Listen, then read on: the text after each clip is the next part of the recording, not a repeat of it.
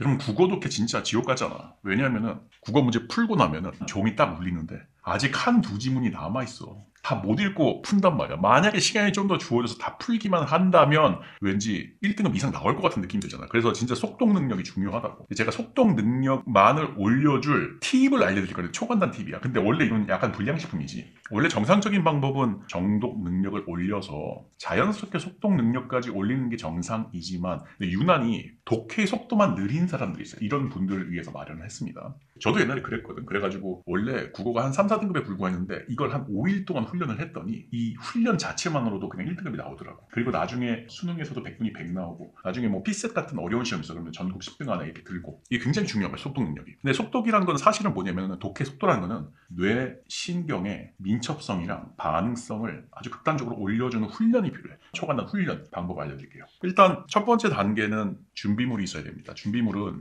수능 국어에 관계된 모의고사야. 그러니까 수능 자체를 준비를 해도 돼. 아니면 평가원 모의고사 준비를 해도 돼. 아니면은 교육청 모의고사 준비를 하거나 사설도 해도 돼. 올해 나온 거, 5년 전에 나온 거, 뭐 7년 전에 나온 거 상관없어. 어떤 거를 준비하든 어쨌든 얘를 몇 개 준비를 하냐면 10개에서 20개를 준비하면 충분해. 근데 이제 주의하실 게 뭐냐면은 지금은 우리가 뭘 하는 거지? 독해의 속도를 올리는 속독 능력만 쏙 올리는 거야. 진짜 독해 실력을 올리는 단계가 아니지. 5일 동안 요것만 초간단하게 올릴 거야. 그래서 내가 할 수 있는 능력보다 조금 쉬운 거 골라야 돼. 그래서 보통 1등급 이상 스카이나 의대를 지망하는 아주 잘하는 학생들의 경우는 그냥 고3용 모의고사, 수능 이런 걸 준비하면 되고 2, 3등급 때는 중간대 점수들 좀 잘하면서도 아직은 부족한 점수들의 경우에는 차라리 고2를 준비하시고 고2의 교육청 모의고사 뭐 이런 걸 준비를 하죠. 아니면 고3 중에서도 물 모의고사가 있어. 쉽게 나온 거. 이거 준비하세요. 그리고 4, 5등급 이하다 하시면은 차라리 고1로 가. 근데 고1도 만만치가 않습니다. 요것만 제대로 하더라도 충분히 훈련이 됩니다. 이렇게 준비를 해서 10개에서 20개를 한다. 그 다음 두 번째 단계가 뭐냐면은 무식하게 풀기야. 무식하게 풀 건데 여기에는 두 가지 조건이 있어. 일단 끝날 때까지 쉬지 않는다는 거야. 왜냐면은 우리의 뇌를 훈련시킨 거잖아. 근데 내가 등급대별로 얼만큼 하루에 해야 되는지를 알려드릴 거거든. 예를 들어서 2에서 3등급의 경우에는 2회분을 해야 돼. 2회분을 처음부터 끝날 때까지 한 번도 쉬지 않고 뇌를 몰아붙이는 게 중요해. 그러니까 뇌는 항상성, 항상 동일한 성질을 유지하는 그런 특성이 있기 때문에 잘 안 바뀌어요. 근데 우리가 독해의 속도, 즉 뇌신경의 반응성과 그리고 민첩성을 올리는 훈련을 하려는 거잖아. 그러면 뇌가 버틸 수 없을 정도로 몰아쳐야 되거든. 이럴 때 쉬지 않고 하는 게 중요해. 시작해서 1시간이 걸리든 2시간이 걸리든 뭐 3시간이 걸리든 진짜 목숨 걸고 참고 쉬지 않고 몰아붙인다. 이게 첫 번째야. 그리고 무식하게 풀 때 어떻게 하냐면은 진짜 여러분이 정독할 때 읽듯이 제대로 읽는 것이라기보다는 무조건 구절 단위로 끊어 읽어. 예를 들어서 한번 보여드릴게요. 내가 모의고사를 준비를 했다. 그러면 이렇게 돼 있을 거야. 그러면 우리가 원래는 밑줄 긋기는 뭐 독서 전략이다 하면서 굉장히 유기적으로 공부하려고 이렇게 막 하잖아. 그래서 막 자세하게도 읽고. 근데 지금 단계는 정독 훈련 단계가 아니잖아. 속독 훈련 단계잖아. 그럼 이렇게 보통 여기 중간쯤을 끊으면 좋아. 문장당 하나를 끊는데 요거에 요렇게 끊고 그 다음에 요렇게 끊고 자기가 좀 판단을 해서 왠지 구절이 끝난다 싶으면 거기 끊어버린 거야. 한 문장, 한 줄에 하나 정도씩 끊어가지고 최대한 속도를 유지하는 거지. 근데 그러면서도 얘를 머리에 담으려는 노력을 해야 돼. 왜냐면 실제 문제도 풀 거니까. 이게 실전에서도 이렇게 쓸 건 아니지만 지금 속도 훈련할 때는 이렇게 하는 게 중요해. 그럼 강제적으로 내 뇌가 이 스피드에 맞춰서 얘를 읽게 되게 돼 있어. 잘 봐. 우리는 뇌의 민첩성과 반응성을 올리는 건데 뇌한테 강제적으로 쉬지 않고 부여를 하고 구절 단위로 끊어읽게 만듦으로써 그 속도를 따라오게 만들지. 완전 정확하게 정독은 하지 못했더라도.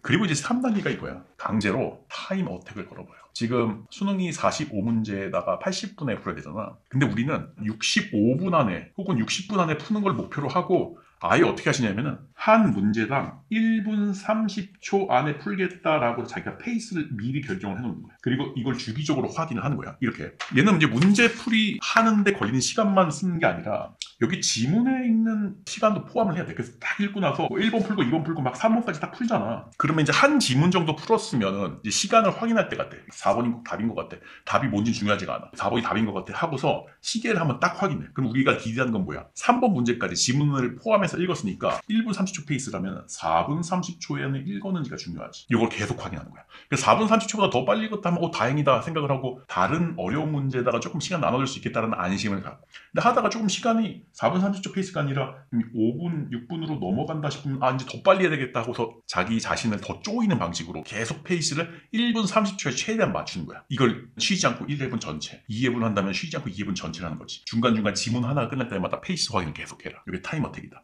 이게 굉장히 간단해. 이렇게 하면 끝나는 거야. 근데 이제 총 분량을 어떻게 됐냐. 이제 제가 조금 정해드릴게요. 우리가 5일 동안 진짜 초강도 높게 뇌를 훈련을 해야 되는 거잖아. 그러니까 여러분 생각하는 것도 많이 해야 돼. 예를 들어서 4에서 5등급인 분들은 이분들은 반회분만 하더라도 상당히 훈련이 되거든. 절반만 풀어도 돼. 아니면 자기가 욕심이 있다면 1회분. 대신에 이거 끝날 때까지 쉬지 말아야 돼. 그리고 2, 3등급의 경우 열심히 공부를 하지만 아직은 부족한 점수를 가진 학생들, 이 분들은 2회분을 하시는 게 좋아. 근데 자기가 1등급 이상이다. 아니면은 내가 2, 3등급임에도 불구하고 사실은 난 1등급 이상, 그 이상 의대급이 되고 싶다 하는 분들은 하루에 3에서 4회분을 연속으로 하면 좋아. 내가 사실은 4.5회분을 5일 동안 한 적이 있어. 고3 때. 그 이후로 1등급을 거의 놓쳐본 적이 없고, 그리고 나서 재수에서도 100분이 100을 놓쳐본 적이 없고, 어떤 수능형 시험, 어떤 수능형 언어 시험에 가더라도 최상위급 상위 10등 안에 계속 들더라고.